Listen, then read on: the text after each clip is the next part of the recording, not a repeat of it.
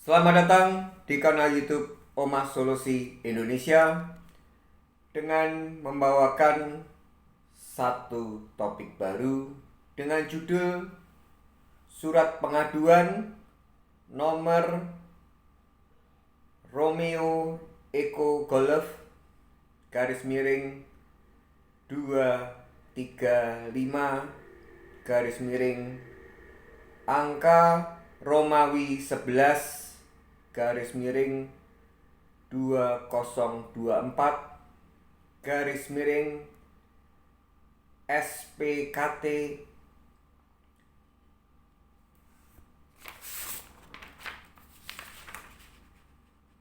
pengadu Hani Tejo Wahyono teradu Dokter RM Tejo Undono SP THT KL Utu. Pada siang hari ini, tepatnya di tanggal 5 November hari Selasa jam 12.09, saya membuat video seperti judul yang telah saya sebutkan, tidak lain tidak bukan adalah memberikan sebuah wacana, memberikan sebuah edukasi, sekaligus mengenapi apa yang telah saya upload di kanal YouTube Oma Solusi Indonesia Foundation. Jadi kalau Anda penonton pemirsa yang langsung ke kanal YouTube Oma Solusi Indonesia dan menonton video ini belum paham tentang duduk perkaranya, silakan Anda buka kanal YouTube Oma Solusi Indonesia Foundation. Di sana saya sedang bersitegang dengan seorang dokter THT, di mana peristiwanya tanggal 12 Juni 2024 anak saya melakukan sebuah tindakan medis di kamar bedah Rumah Sakit Siloam Hospital Yogyakarta dan ditangani oleh Dokter RM Tejo Undono SP THT KL Utu. Dan sejak 12 Juni sampai dengan terakhir kali tanggal 24 September 2024, apa yang seharusnya menjadi hak pasien karena dilakukan di kamar bedah dan menggunakan metode bius total, hasilnya itu tidak diberikan pada saya selaku ayah dari pasien anak saya. Dan di sini saya akan berikan sebuah wacana edukasi bahwa terutama bagi Anda-Anda yang sedang ada perkara yang deadlock. Perkara yang deadlock, misalkan Anda dengan siapapun dia dan posisi Anda adalah posisi yang boleh dikatakan secara teori, secara peristiwa kejadian, secara realitanya posisinya itu Anda yang dirugikan. Dan sebelum saya membuat video ini, saya sudah mengupload banyak video tentang ketika Depkol melakukan intimidasi, ketika Depkol melakukan sebuah tindakan-tindakan arogan yang bisa menuju ke sebuah tindak pidana. Itu rata-rata korban yang menghubungi saya bahwa mereka tidak bernyali untuk melaporkan atau membawa peristiwa tersebut menuju ke ranah pidana, yaitu menggunakan laporan polisi. Jadi seperti yang saya katakan bahwa kita sebagai warga negara Kesatuan Republik Indonesia itu mempunyai hak untuk mendapatkan perlindungan hukum. dan itu pasti melalui sebuah prosedural. Dan yang terpenting, saya katakan yang terpenting adalah ketika kita menuju ke polisi, kantor polisi, itu adalah database-nya itu Anda harus settle. Atau bahkan kalau tempat saya, database-nya itu saya sudah anggap diri saya A1. Dan yang awal mula terjadi itu siang hari sekitar jam yang sama. Itu saya ceritakan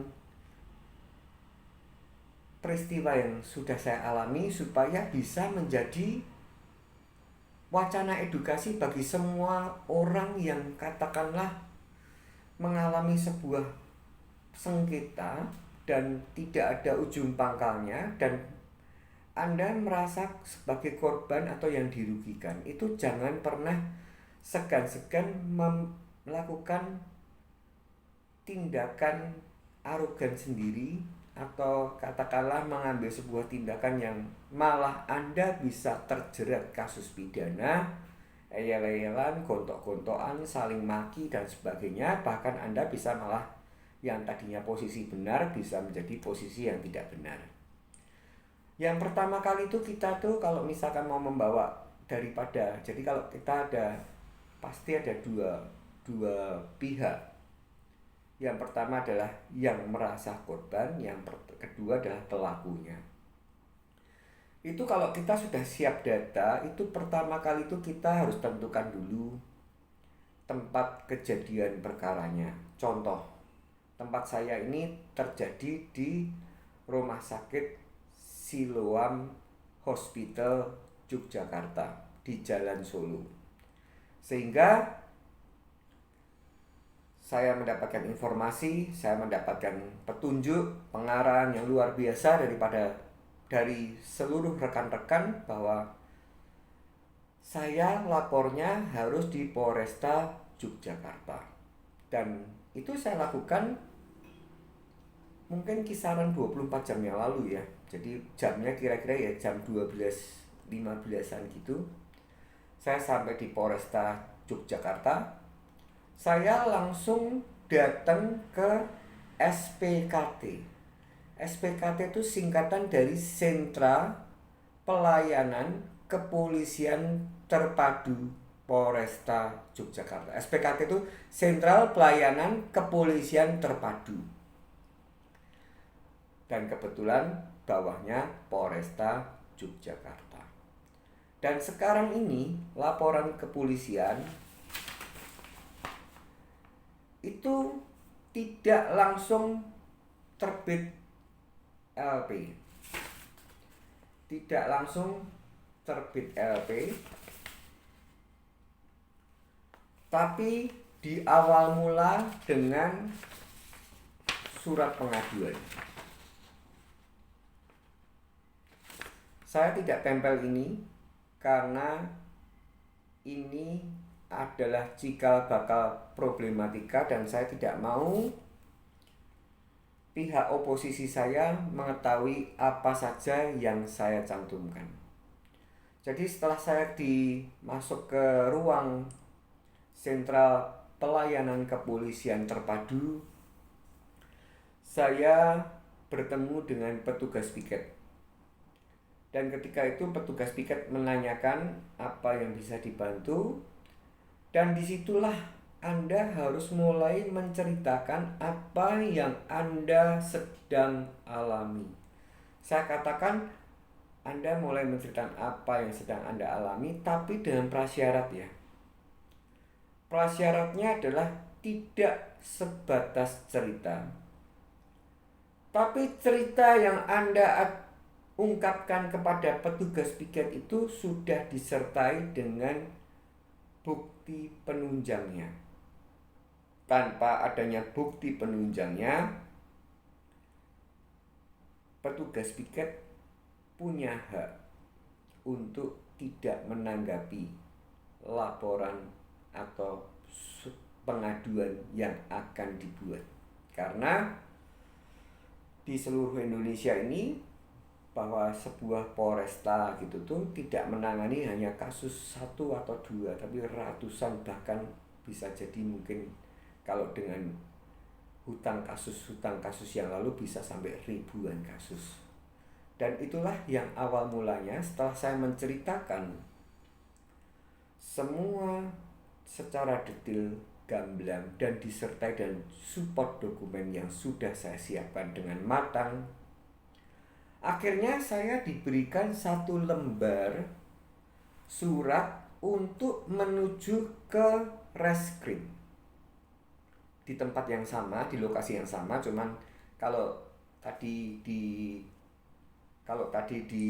SPKT itu biasanya terletak di depan halaman ketika kita masuk ke kantor Polresta.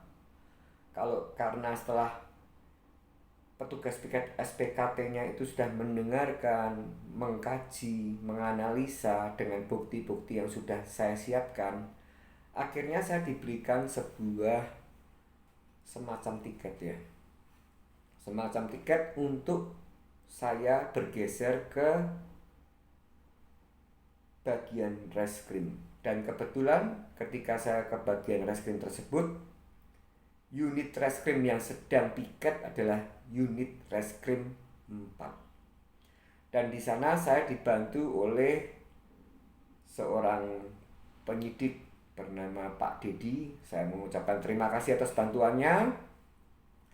Dan setelah saya sodorkan selembar tiket atau selembar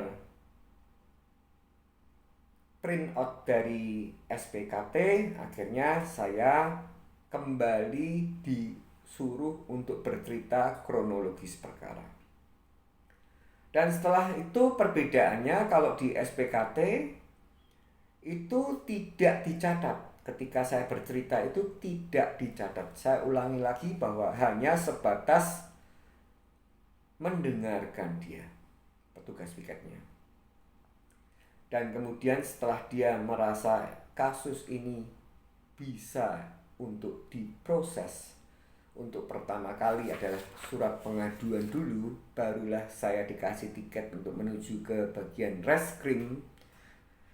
Dan kebetulan yang menangani ketika piket adalah reskrim unit 4. Di situ Pak Dedi selaku penyidik mulai mencatat.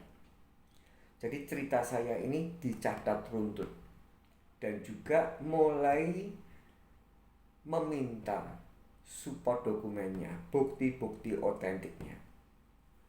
Dan setelah itu dilakukan, mungkin kisaran di SPKT itu saya cuma butuh waktu 15 menit. Sedangkan kalau di unit reskrim saya kira-kira hampir 1 jam. Dan itu pun tidak hanya bertemu dengan satu penyidik saja. Bahkan sangat luar biasa, sangat istimewa. Saya mengucapkan banyak terima kasih atensinya, bahwa Pak Kasatnya pun, Pak Probo juga ikut menemui saya. Dan setelah itu dicatat semua, diminta semua bukti penunjangnya. Dan setelah hasil summary yang dibuat oleh Pak Dedi selesai, saya diantarkan oleh beliau kembali ke SPKT. Kembali ke SPKT tidak lain bukan tujuannya adalah yang catatannya Pak Dedi summary tadi itu untuk dibuatkan surat pengaduan. Dibuatkan surat pengaduan, dan pastilah saya mengatakan pada Anda semua, terutama seluruh keluarga besar Omah Solusi Indonesia, Anda tidak perlu bingung tentang pasal apa yang harus disematkan kepada apa yang Anda laporkan, apa yang Anda adukan. Karena Kepolisian Negara Republik Indonesia ini sudah sangat profesional dan kemajuannya sangat luar biasa. Dari situ mereka langsung melakukan gelar perkara.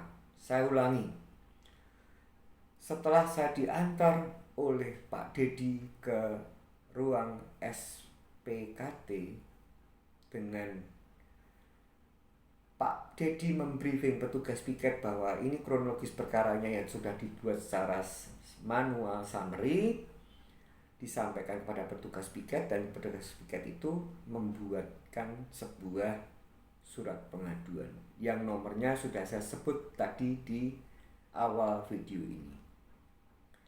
Dan ketika di SPKT ini prosesnya pembuatan pun juga tidak asal-asalan, sangat luar biasa. Setelah dibuat, diprintkan, kemudian saya suruh baca lagi, kemudian saya suruh berpikir apakah apa yang ditulis tadi sesuai dengan apa yang dimaksud ketika saya mengutarakan. Dan selalu diberikan waktu untuk revisi. Kalau ini tidak pas, ayo kita betulkan. Dan akhir cerita, kisaran jam 3 sore,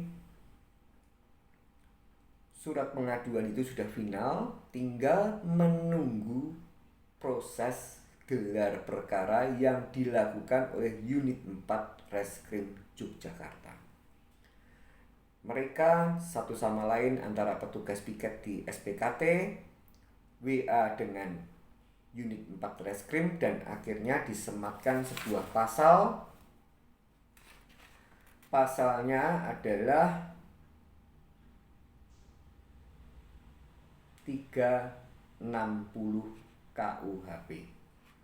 Silahkan Anda googling kalau Anda mau googling, dan formatnya saya kasihkan formatnya dulu, bahwa pertama di atasnya adalah Kepolisian Negara Republik Indonesia Daerah Istimewa Yogyakarta, Resor Kota Yogyakarta, Jalan Reksobayan nomor 1, Ngupasan Yogyakarta, kode pos 55122, dan judul suratnya adalah surat pengaduan. Nomornya adalah Rek _235 angka Romawi 11 2024 SPKT. Kemudian ada yang namanya biodata pengadu. Biodata pengadu ini ada nama, ya pasti nama saya, tempat dan tanggal lahir juga pastinya tempat saya lahir dan tanggal saya lahir, jenis kelamin, agama, pekerjaan, alamat, NIK, email, nomor WA. Kemudian poin kedua adalah peristiwa yang diadukan. Peristiwa yang diadukan ini di breakdown menjadi A, B, dan C. Peristiwa yang diadukan untuk yang A, peristiwa kejadian. Waktu kejadiannya kapan? Saya tulis Rabu tanggal 12 Juni 2024. Waktu yang dilaporkan ya pasti kemarin tanggal 4 November 2024 jam 13. Tempat kejadian di Rumah Sakit Siloam Hospital Yogyakarta, Jalan Laksda Adi Sucipto nomor 32 sampai dengan 34 Demangan, Yogyakarta.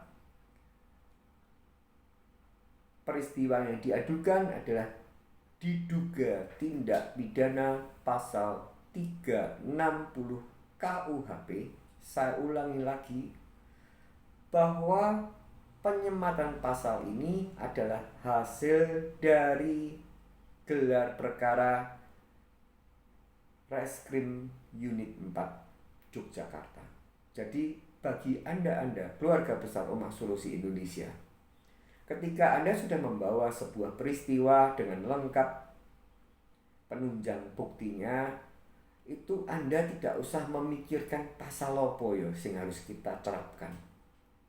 Karena Kepolisian Negara Republik Indonesia ini sekarang sudah luar biasa membantu mengayomi masyarakat dan langsung mencocokkan cerita kita dengan pasal yang akan dibuatkan oleh beliau-beliau penyidik. Dan kemudian setelah peristiwa yang diduga tindakan pidana pasal 360 KUHP, korbannya saya tulis nama anak saya. Kemudian ingat, di video-video saya selalu sudah saya sertakan, sudah saya wanti-wanti bahwa kita harus punya saksi. Dan saksinya ini pun juga diminta namanya siapa, sudah saya tulis 2 orang. Kemudian barang buktinya yang saya sertakan itu adalah ada 1, 2, 3, 4, 5, 6 bukti. Dan ini tidak saya sebutkan. 8 dengan video, 2 video rekaman. Jadi ini saya tidak sebutkan. Itu poin A. Kemudian poin B-nya itu adalah biodata pelaku tulisannya.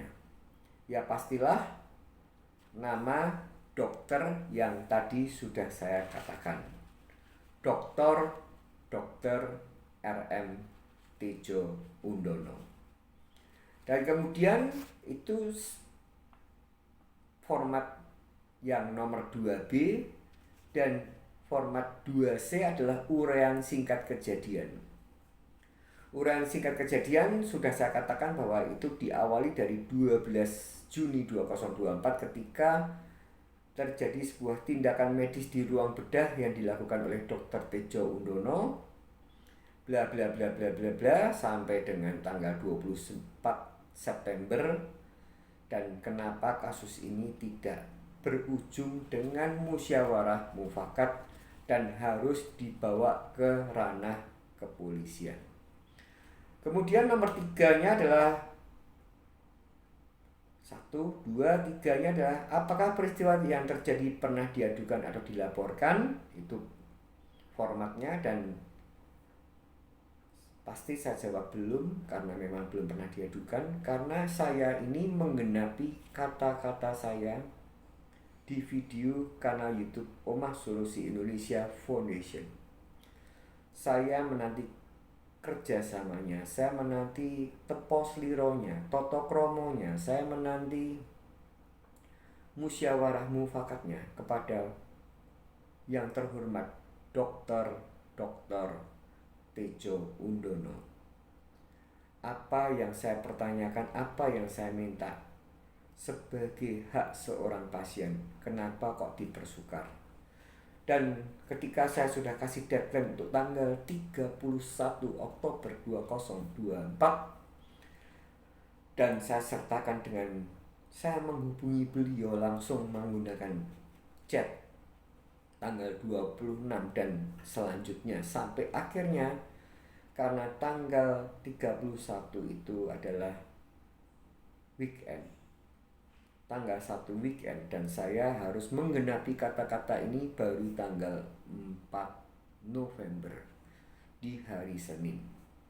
Kemudian nomor 4 ini adalah hubungan pengadu dengan peristiwa yang terjadi. Kemudian nomor 5, demikian peristiwa ini saya laporkan adukan dengan sebenar-benarnya. Apabila di kemudian hari laporan atau aduan saya ternyata tidak benar, maka saya akan bersedia dituntut sesuai dengan hukum yang berlaku. Jadi ketika kita membuat pengaduan, itu tidak boleh melakukan sebuah fitnah, rekayasa, atau kontroversi saja, atau mencari sensasi, karena konsekuensinya ketika kita melakukan hal itu ada pasal pidana yang akan menimpa pada kita. Pasal 220 KUHP. Barang siapa memberitahukan atau mengadukan bahwa telah dilakukan suatu perbuatan pidana padahal mengetahui bahwa itu tidak dilakukan, diancam dengan pidana penjara paling lama 1 tahun 4 bulan. Itu pasal pertama. Dan pasal yang kedua adalah pasal 317 KUHP ayat 1. Barang siapa dengan sengaja mengajukan pengaduan atau pemberitahuan palsu kepada penguasa, baik secara tertulis maupun untuk dituliskan tentang seseorang sehingga kehormatan atau nama baiknya terserang, diancam karena melakukan pengaduan fitnah dengan pidana penjara paling lama 4 tahun.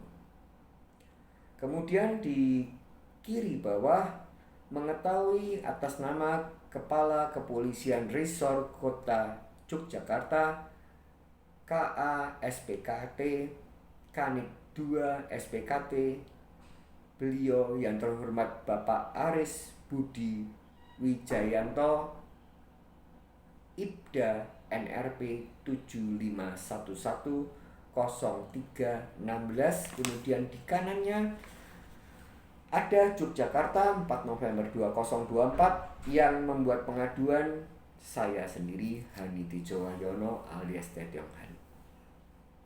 Dan kemudian setelah membuat pengaduan ini langsung ditindaklanjuti dengan berita acara interogasi.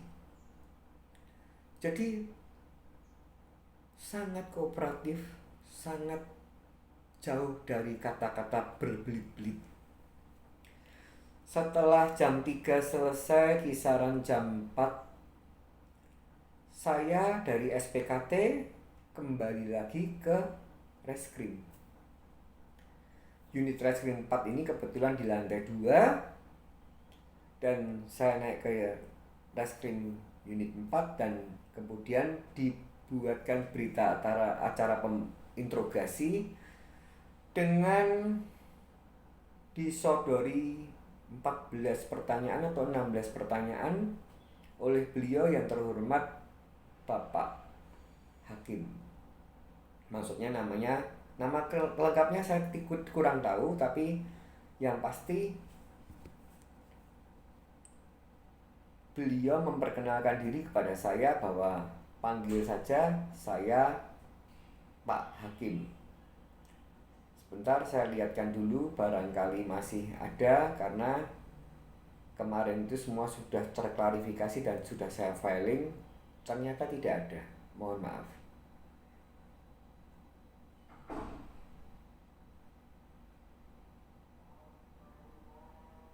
Oh ya, Ihwanul Hakim SPD MH. Jabatannya selaku penyidik pembantu di Unit 4 Reskrim.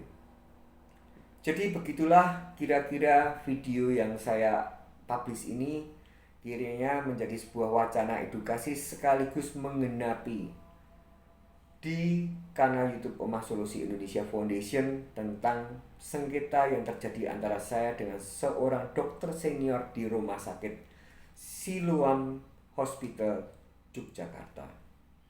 Semoga video ini bermanfaat dan semoga bisa menginspirasi kepada seluruh masyarakat Indonesia, terutama yang mempunyai sebuah pencitraan bahwa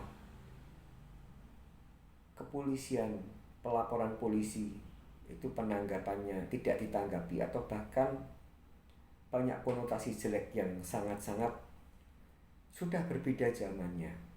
Jika Anda paham caranya dan jika Anda tahu tata prosedurnya dan Anda lengkapi dengan bukti yang otentik yang A1, siapapun lawan Anda, pasti Anda akan dilayani.